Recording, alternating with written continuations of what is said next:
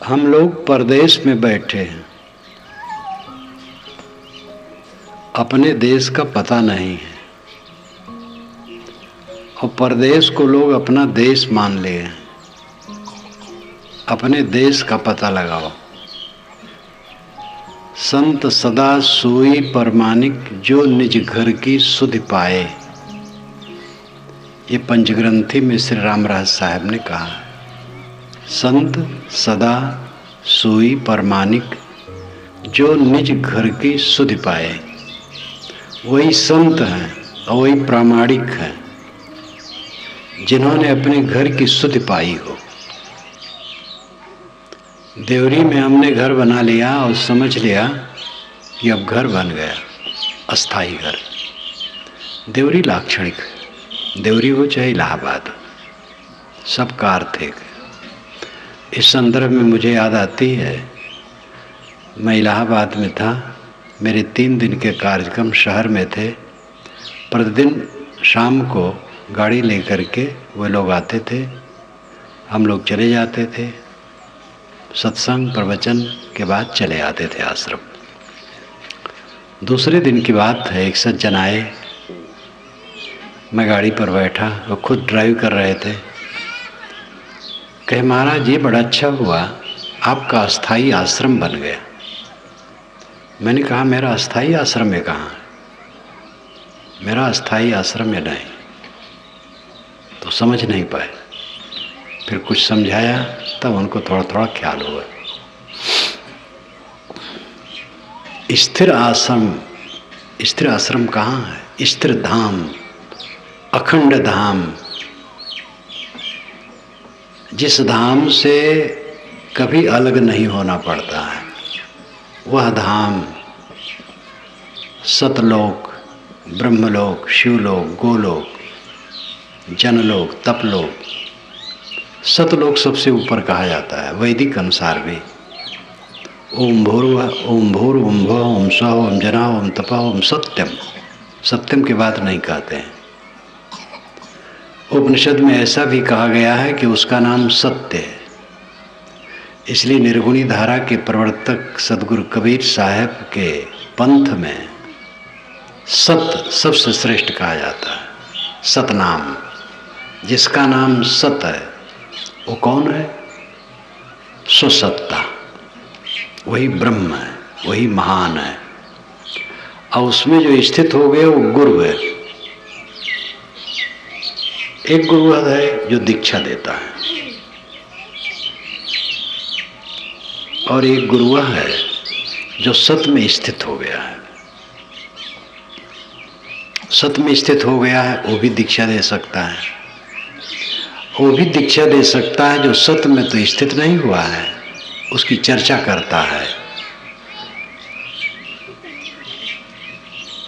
कुछ सद्गुणों का प्रयोग करता है और अच्छे आचार विचार से चलता है और दीक्षा देता है, वो भी गुरु है। सत सर्वमान्य है। ब्रह्मलोक ब्रह्मवादी मानते हैं, शैवलोक शिवलोक मानते हैं, राम उपासक वैष्णव साकेत लोक कहते हैं और कृष्ण उपासक गोलोक कहते हैं। इसी प्रकार अन्य लोग भी कहते हैं कुछ अपना अपना। निर्गुणी धारा के संत सतलोक कहते हैं। ये सब कहीं नहीं है। आत्मा ही सत है, आत्मा ही ब्रह्मलोक है। जो आत्मा को समझ के और आत्मा में स्थित हो गया, आत्मा राम हो गया, वो ब्रह्मलोक को पा गया, शिवलोक को पा गया, सतलोक को पा गया, गोलोक को पा गया। ये सारे लोक कल्पना है, नाम है, महिमा है। बृहदारण्यक उपनिषद में याज्ञवल्क्य ने समझाया है, तस्यायम आत्मायम लोकः। उस ज्ञानी का आत्मा ही लोक है। एतमेव, इसलिए लोक विप्सन्तः, उस आत्मलोक को प्राप्त करने के लिए प्रवाजिना प्रवजंती, घर छोड़ करके आदमी बेघर हो जाता है। घर लेके क्या करेंगे, बाल बच्चे लेके क्या करेंगे, ये तो छूट जाएंगे। हमें ब्रह्मलोक चाहिए। ब्रह्मलोक आत्मलोक है। ब्रह्म अलग है और आत्मा अलग है, ये वेद की धारणा नहीं है। वेदांत जिसे कहते हैं वो ब्रह्म और जीव को अलग अलग नहीं मानता। कबीर साहब जिसका ये मंच है, खुला है उनका, आप जानते हैं, कस्तूरी कुंडल बसे मृग ढूढ़ है बनवा है, तैसे घट घट राम है दुनिया जानत ना है। हृदय वसे ते राम न जाना, नर नारायण रूप है तू जनी समझे दे। सत्ता को हम 3 हिस्से में बांट सकते हैं, प्रत्यक्ष, परोक्ष और अपरोक्ष। ये आंखों से और इंद्रियों से जो जानने में आता है वो प्रत्यक्ष है, और जो मन की कल्पना से हमारी अवधारणा बनती है वो परोक्ष है। और जब इंद्रियां और मन ये दोनों शांत हो जाते हैं तब अपरोक्ष दशा होती है। अपरोक्ष का मतलब स्वयं प्रत्यक्ष, अपने आप।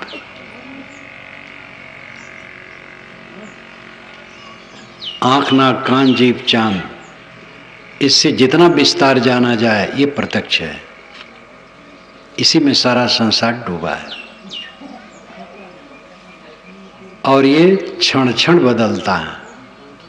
यहाँ पके बाल वाले ध्यान दें, उनका बचपना कहाँ गया, उनकी जवानी कहाँ गई, उनकी प्रौढ़ावस्था कहाँ गई, उस समय के मिलने जुलने वाले लोग कहाँ गए, उस समय के पदार्थ कहाँ गए, परिस्थितियाँ कहाँ गई, उस समय की वार्ताएं कहाँ गई। हर्ष की वार्ता मिली, शोक की वार्ता मिली, मेरा सत्कार हुआ, मेरा तिरस्कार हुआ, वो कहाँ है? सब भागा जा रहा है। पानी की बुलबुली की तरह, मृग मरीचिका की तरह, जेठ की धूप की लहरियों में पानी का भ्रम होता है। जेठ के दोपहर में धूप की लहरियां चलती हैं तो दूर से लगता है पानी बह रहा है, और पानी वहाँ एक बूंद नहीं। इसी प्रकार ये सारा संसार जो हमें दिखाई देता है सब अनात्म है, ये आत्मा नहीं है, अपना नहीं है, और सब क्षण क्षण बदलता है। और इसी में सुख भ्रम करके जीव भटकता है। सुख का ख्याल होता, सुख आ रहा है, सुख आ रहा है।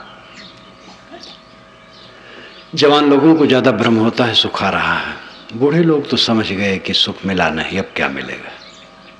जवान लोग भ्रम में रहते हैं सुख आ रहा है, लेकिन भ्रम में ही जिंदगी कट जाती, सुख कहीं मिलता नहीं। सुख नाम की वस्तु दुनिया में कहीं है ही नहीं। लोहा है, पत्थर है, सोना है, हीरा है, मिट्टी है, कोयला है, चूना है, तेल है, पेट्रोल है, पानी है, बहुत नाम कहाँ तक लिया जाए, आप जानते हैं सब संसार में ये सब है।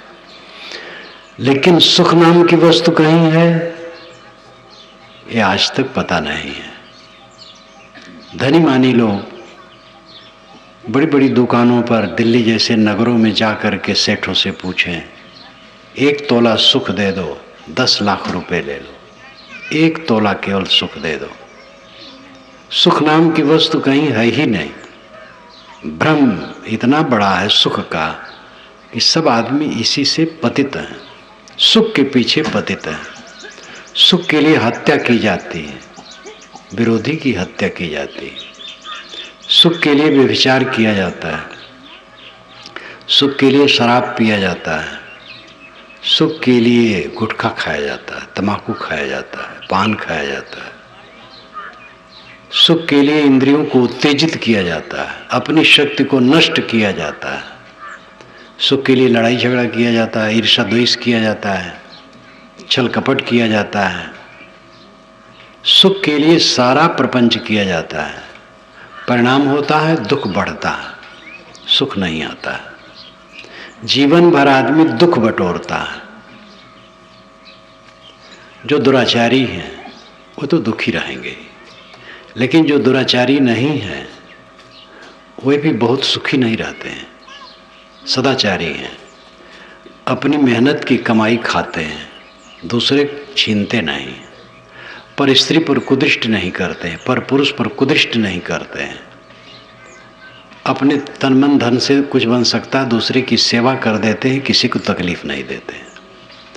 ऐसे लोग भी शोक मुक्त नहीं होते हैं, चिंता मुक्त नहीं होते हैं। सामान्य सदाचार होने से जो ज़्यादा दुख की बात थी वो नहीं रहती उनकी जीवन में, लेकिन उनका चित्त निर्द्वंद हो, शांत हो, तृप्त हो, संतुष्ट हो, ऐसा नहीं। क्योंकि सदाचारी होते हुए भी इंद्रियों के भोगों में उलझे हैं, तू मैमे में उलझे हैं, हानि लाभ के मोह माया में उलझे हैं। और जीवन भर हम जो कुछ करते हैं उनसे संस्कारों का कांटा इकट्ठा होता, फूल तो कम कांटे इकट्ठे होते हैं। जितना संबंध होता है, संबंध में मोह होता है, बैर होता है, कलह होता है, विवाद होता है। समताशील संतोष की बात कहीं कहीं रेखा मात्र होती है। इसलिए जो दुराचारी नहीं है वे भी परम संतुष्ट नहीं होते हैं। जो मोक्ष धाम है, अपना घर है, उसमें पहुंचने के लिए सामान्य सदाचार से काम नहीं चलेगा और ऊपर उठना पड़ेगा। सदाचार तो चाहिए, उसके बिना तो काम चलेगा ही नहीं। वो तो भौम की है, भूमि पर वो चीज है, बुनियादी है। जो पर स्त्री गमन करेगा, पर पुरुष रत होगी स्त्री, जो दूसरे का हक मारेगा, जो दूसरे को सताएगा, जो दूसरे को तकलीफ देना चाहेगा, वो तो धुआंधार में है। लेकिन जो ऐसा नहीं करता है वो भी उस घर में नहीं पहुंच सकता है, और कुछ करना होगा। अपने को समझना होगा आप कौन हैं, और जिसमें लिपटे हैं उसको समझना होगा यह क्या है। अध्ययन के केवल दो विषय हैं, स्व और पर। स्व नाम खुद, पर नाम दूसरा। स्व खुद, स्व कौन है? शुद्ध चेतना, आत्मा, आपका अस्तित्व। स्व खुद, सेल्फ, आप स्वयं। और पर क्या है? जो आप देखते हैं, जानते हैं, आंख नाक कान जीभ चाम से जो आप जानते हैं वो पर है। और आप जानने वाले स्वयं स्व है, खुद है।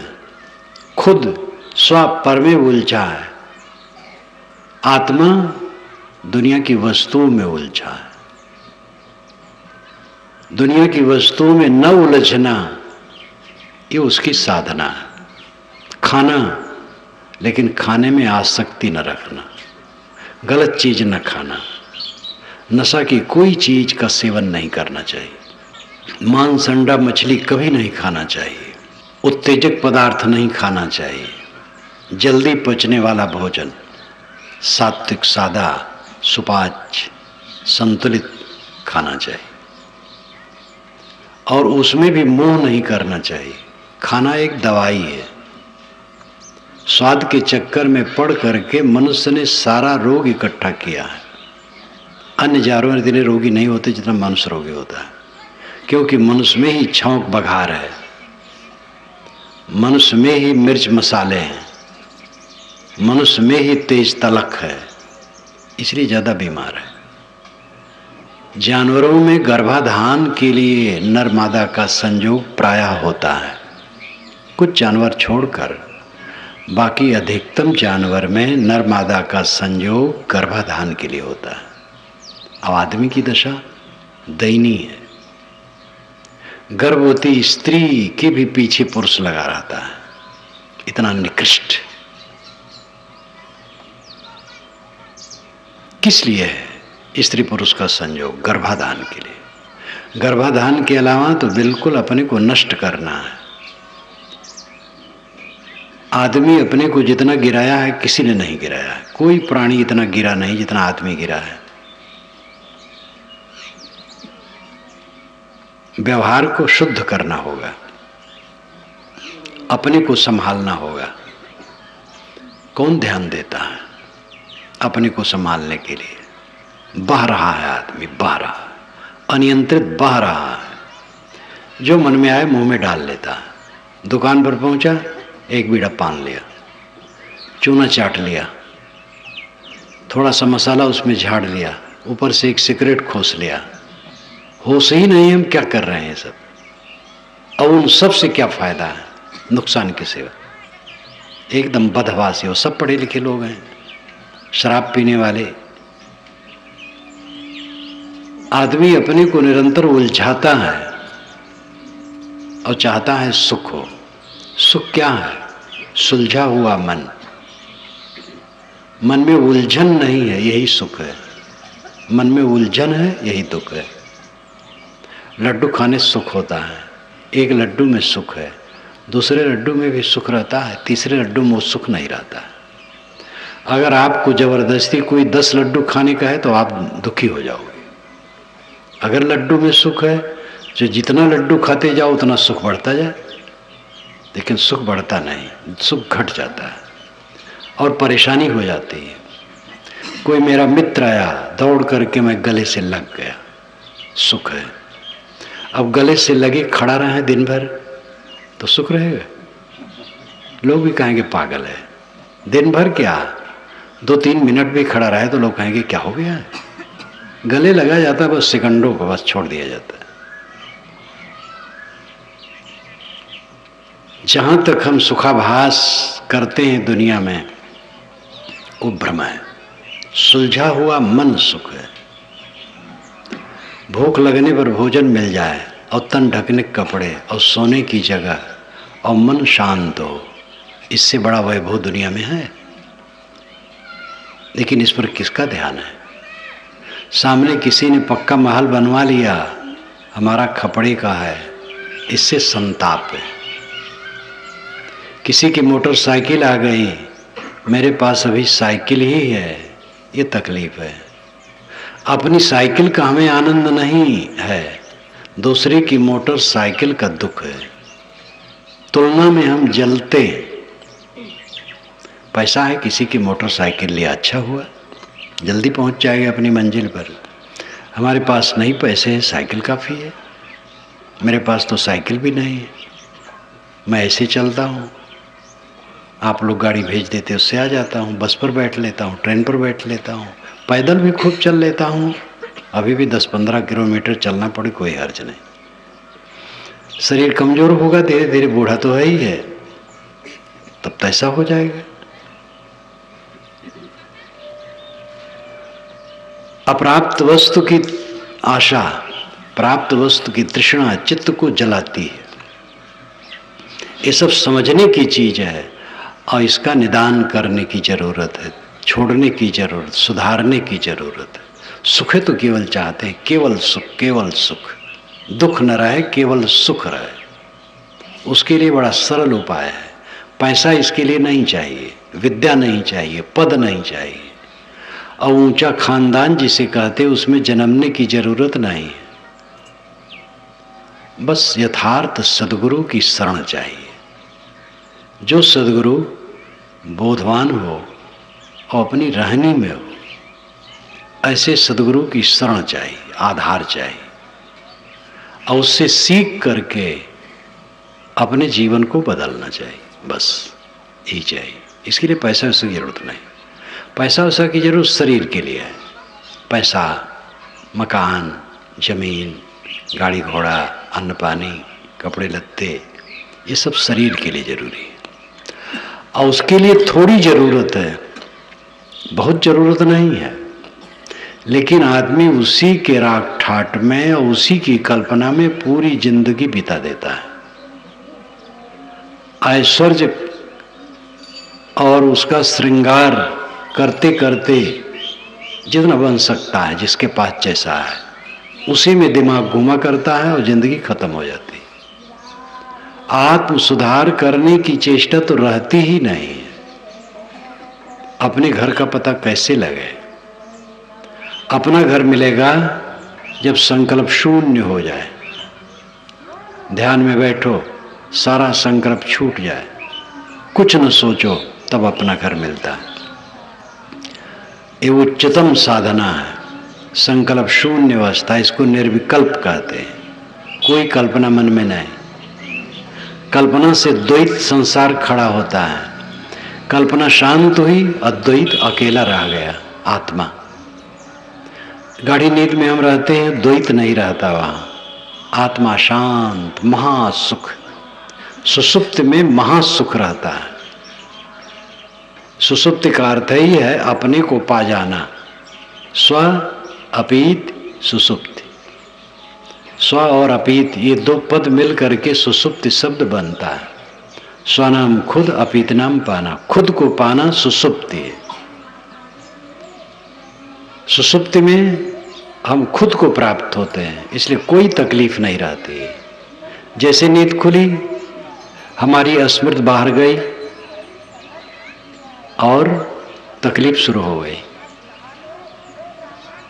जो जागते जागते सुषुप्त हो जाता है, अपने मन को समेट के आत्मलीन हो जाता है, वो अपने घर में पहुंच जाता है। अपना घर अपना आत्मा है।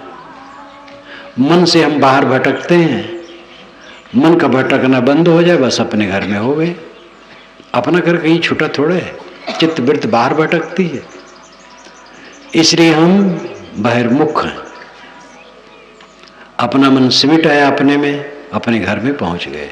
अब अपने घर में जो पहुंच गया, सतलोक में पहुंच गया, ब्रह्मलोक में पहुंच गया। अपने घर का पता लगाओ। देवियां भी समझें, देवता भी समझें, सबका अपना आत्मा ही परमात्मा है। मन का शांत होना ही अपने परमात्मा के घर में पहुंचना है। और मन की शांति के विपरीत ही काम किया जाता है। तनिक तनिक बात में लड़ा जाता है। लड़ाई झगड़ा, कलह, द्वेष, ईर्ष्या, प्रपंच, परनिंदा, इंद्रियों के भोग, चंचलता, सुबह से शाम तक प्रपंच में मनुष्य का जाता है। और वो सब की कमाई क्या होती है? खुराफाती संस्कार। सुबह उठे, कटुवचन कहे तो कटुवचन का संस्कार मन में बना, अब वो कचोट रहा है। खाने पीने में असावधानी किए, और अगर उस असावधानी में भद्दा व्यवहार किए तो भी खटकेगा। खाने पीने की चीज़ लोलुपता से, चोरी से हमने खाया, साथियों को नहीं खिलाया, छल कपट किया, तो उसका चित्त में विकार आएगा। और जो गलत खाया, ज़्यादा खाया, वो पेट में खराबी आएगी।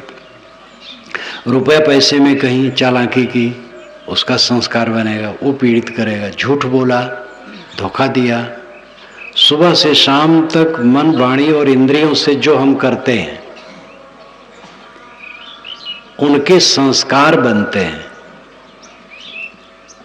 वह संस्कार फूल और कांटे के रूप में होते हैं। अच्छे काम अगर हैं तो फूल बनेंगे, बुरे काम हैं तो कांटे बनेंगे। और इसको कोई टाल नहीं सकता है। कोई भी, ईश्वर, परमात्मा, देवता, शैतान, भगवान, कोई टाल नहीं सकता है। आप प्रार्थना कर दो भगवान से, और जो आपसे उल्टा सीधा होता है वो कट जाए, ये संभव नहीं। प्रार्थना न करो, किंतु हरदम सावधानी रखो कि गलत काम न हो, गलत ख्याल दिमाग में ना आए, गलत सोच ना आए, गलत वाणी न निकले, गलत क्रिया इंद्रियों से ना हो। इसका ख्याल रखो, प्रार्थना ना करो। ये सबसे बड़ी प्रार्थना है, अपने को निरंतर शोधना। उठत बैठत कबहु न छूटे, ऐसी तारी लागी। सतगुरु कबीर की ये पंक्ति है, उठत बैठत कबहु न छूटे ऐसी तारी लागी। ऐसी तारी, तारी नाम ध्यान, ऐसा ध्यान लगा कि उठते बैठते कभी छूट नहीं रहा। कमाओ, कमाई करो, कमाना है, बिना कमाई किए काम न चलेगा। व्यवहार का काम करना है। जो जिस श्रेणी में है, किसान खेती करते हैं, व्यापारी व्यापार करते हैं, कला वाले कला का काम करके धन कमाते हैं, मजदूर मजदूरी करके कमाते हैं, अन्य अन्य लोग अपने अपने विभाग में रह करके मेहनत करके कमाते हैं। तो आर्थिक अर्जन के लिए जो काम जहाँ करते हैं वो करें, लेकिन वो क्यों करते हैं ये सोचना चाहिए। कमाते क्यों हैं? खाने के लिए। खाते क्यों हैं? जीने के लिए। जीते क्यों हैं? इसका पता नहीं। कितना दुर्भाग्यपूर्ण है। कमाना, खाना और जीना जानते हैं बस। हाँ, जीना जी करके खुराफात करते हैं। कला, कल्पना, राग, द्वेष, लड़ाई झगड़ा, विषय वासना, इंद्रियों की उत्तेजना, अनेक दुर्व्यसन दुर्गुण, जी करके ही कमाई करते हैं। कमाना चाहिए खाने के लिए, खाना चाहिए जीने के लिए, जीना चाहिए जीवन को सुधारने के लिए। सुधारने वाला काम नहीं करते, इसलिए जी करके खुराफात इकट्ठा करते हैं। उल्टा होता है, एक जानवर जीता है, वो खुराफात नहीं करता, सहज जीवन जीता है। वो कोई पाप या पुण्य नहीं बनाता है, लेकिन आदमी तो पाप और पुण्य बनाता है। वो चाहे स्वर्ग में चला जाए, चाहे नरक में चला जाए, चाहे मोक्ष में चला जाए, तीनों में से कहीं जा सकता है। तीनों में से कहीं जाना है, नहीं स्वर्ग में जाएगा, मोक्ष में जाएगा, नरक में जाएगा। सत्कर्म करेगा स्वर्ग में जाएगा, दुष्कर्म करेगा नरक में जाएगा, ज्ञान वैराग के रास्ते में चलेगा मोक्ष में जाएगा। कर्म भूमिका मानव शरीर है। यहाँ जो कुछ हम सोचते बोलते हैं वो कर्म बनता है, जानवरों में नहीं। ऐसा उत्तम मानव चोला मिला है, और जो काम करना चाहिए वो काम लोग नहीं करते हैं। यहाँ तक कि सामान्य जीवन स्तर को नहीं सुधारते। शराब इतनी बढ़ गई है, इतनी बढ़ गई है, सब जगह बढ़ी है। छत्तीसगढ़ का नंबर लगता है ज्यादा है। 2-3 वर्षों से तो और दुकान दुकान दुकान, जहां देखो तहां शराब की दुकान, शराब की दुकान। या मैं देख न पाया हूं कि पहले वैसा रहा, लेकिन बहुत दुकान चारों तरफ, भारत व्यापी है। नशा की चीजों का एक एक प्रकार बढ़ता चला जा रहा है, और इसके बनाने वाले बड़े बड़े कारखाने हैं, बड़े बड़े व्यापारी हैं। व्यापारी, राजनेता, धर्म नेता, सभी वर्ग के लोग में ऐसे हैं जो दुनिया के नाशक हैं और दुनिया के प्रकाशक हैं, दोनों हैं। व्यापारी जो सकारात्मक काम करते हैं, रचनात्मक दिशा में वस्तुओं को बना करके लोगों में वितरित करते हो, कल्याणकारी। और नशा अनेक प्रकार के भद्दे श्रृंगार और विकार उत्पन्न करने वाले पदार्थों का उत्पादन करके समाज को नष्ट करते हैं।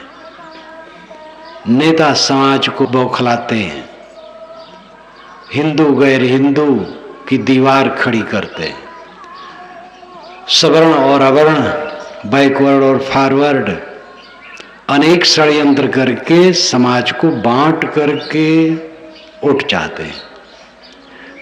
गोरे अंग्रेज फूट डाल करके हमारे देश में राज किए। गोरे अंग्रेज अब काले अंग्रेज हैं, वे फूट करके राज करना चाहते हैं। जो वर्गों में विभेद डालते हैं ऐसे नेता देश के लिए बहुत खतरनाक है।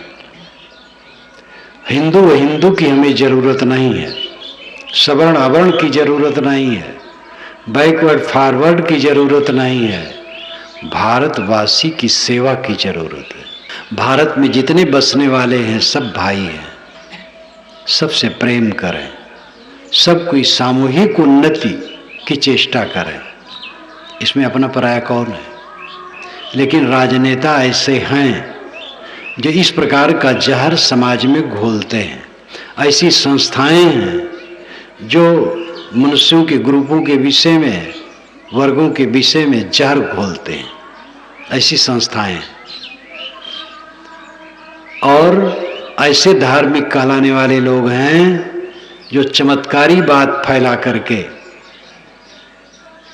और अनेक प्रकार के बवंडर रच करके ऊंच नीच की भावना व्याप्त करते हैं।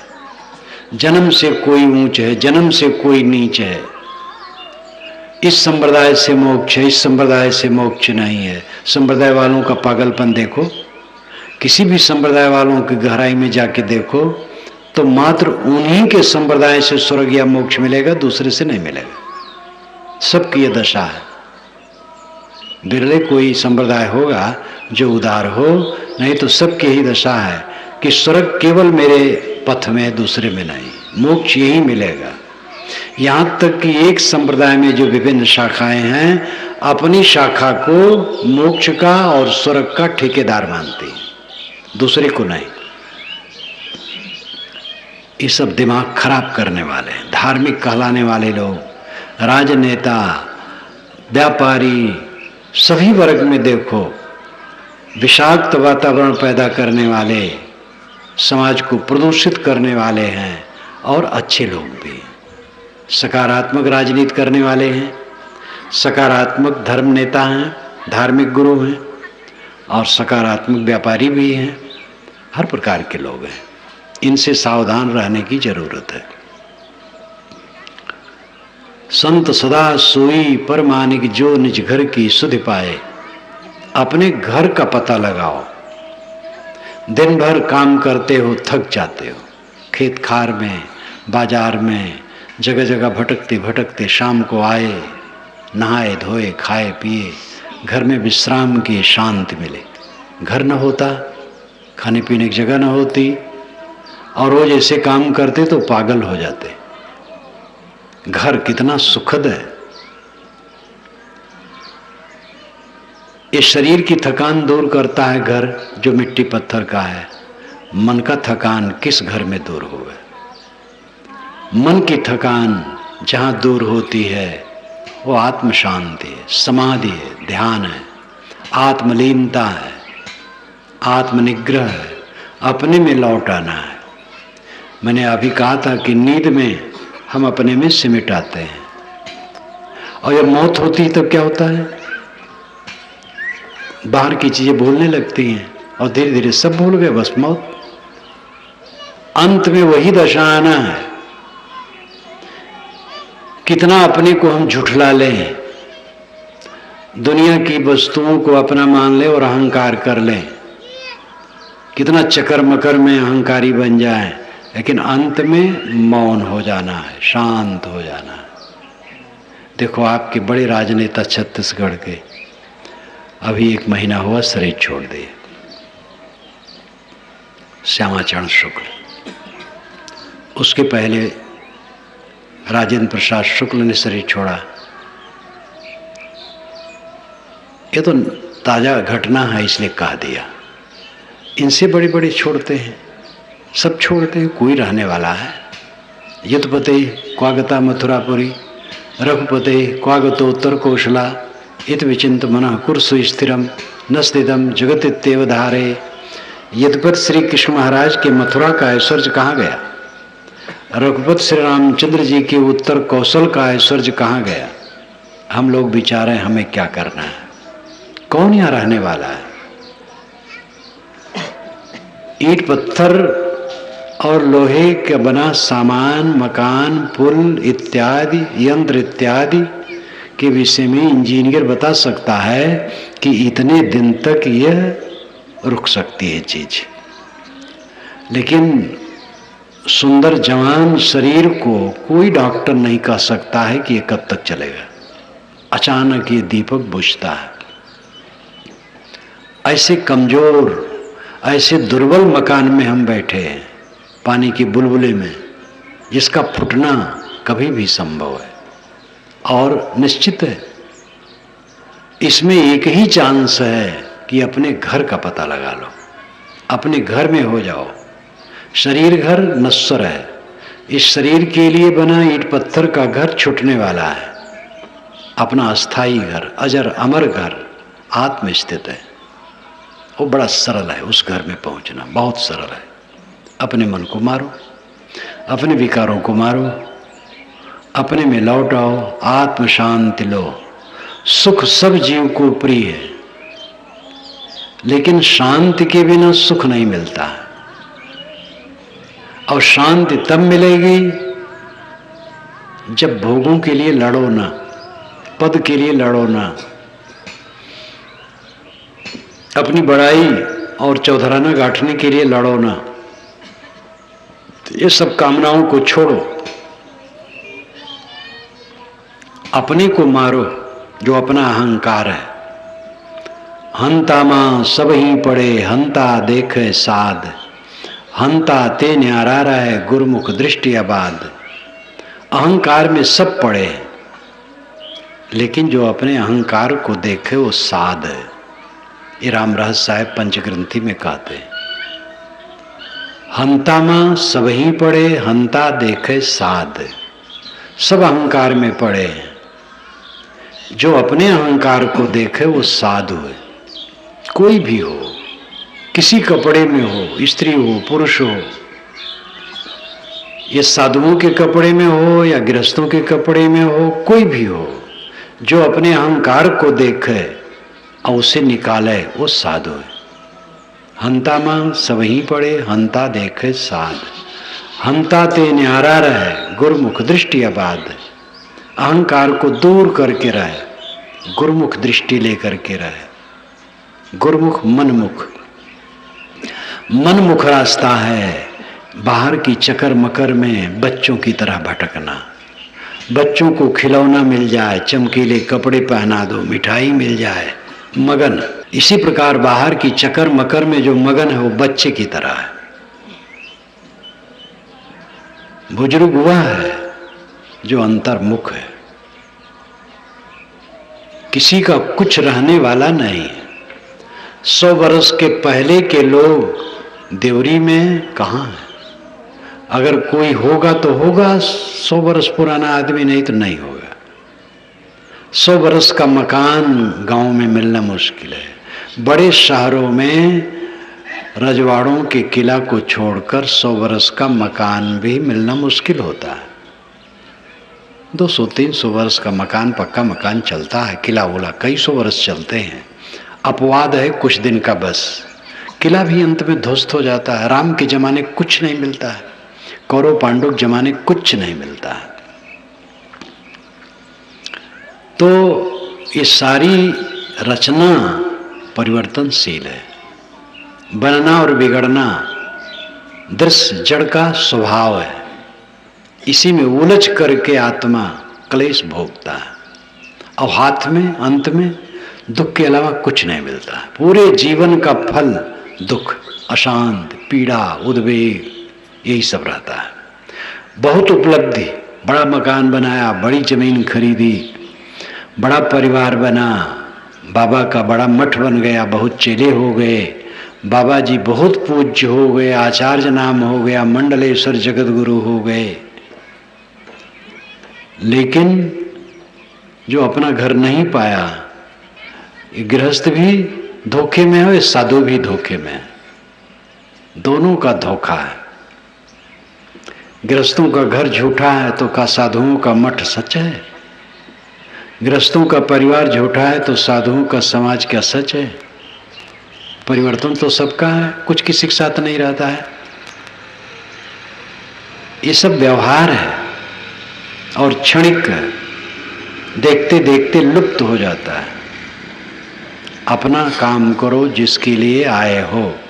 ये मानव जीवन कल्याण की भूमिका है और कहीं कल्याण की भूमिका नहीं है। मानव के अलावा दूसरे जानवर बहुत सरल और बहुत अच्छे हैं। एक कुत्ता को देखो, आवारा कुत्ता जो पाला हुआ कुत्ता है उसकी बात छोड़ो, तो खूब खिलाया पिलाया जाता है। गांव में तो आवारी कुत्ते होते हैं, सड़क में धूल में पड़े हैं, आंख मूंदे सो रहे हैं, उतना निश्चिंत आप हैं? न कपड़ा है, न बिस्तर है, न तकिया है, न खाने कोई प्रबंध है, न बैंक बैलेंस है, न कुछ संग्रह है, कहीं कुछ पा गए। और देखो सड़क में धूल में आंख मूंदे मस्त सोते हैं। राजे महाराजे भी उनसे ईर्ष्या करेंगे, वो सोने के नहीं पाते। जानवर का अभ्यास कैसा है? पेड़ पर, जहां से मैं आया हूं पास के पेड़ पर बगुला आके बैठते थे। शाम को मैं घूम रहा था छत पर, बगुले आके बैठ गए। सुबह जब घूमने गया तो देखा बगुले वैसे बैठे जो जहां बैठे, पतली पतली टहनी उस पर बैठे हैं, रात भर उसी में सो लिए हैं। और हमें लगता है बेचारे परेशान होंगे, परेशान हो नहीं, वो पैर फैला के कहीं सोते हैं, बस बैठे हैं सो लिए। न तकिया, न गद्दा, न मच्छरदानी जरूरत। अगर पानी बरसे बैठे रहेंगे, पंख से बाहर चला जाएगा, बरसना बंद हो, फड़फड़ा देंगे, बस हो गए। कितना सरल जीवन सबका है। आदमी का जीवन बहुत जटिल है, लेकिन इसमें एक ही विशेषता है कि अपने आत्मा का उद्धार कर सकता है,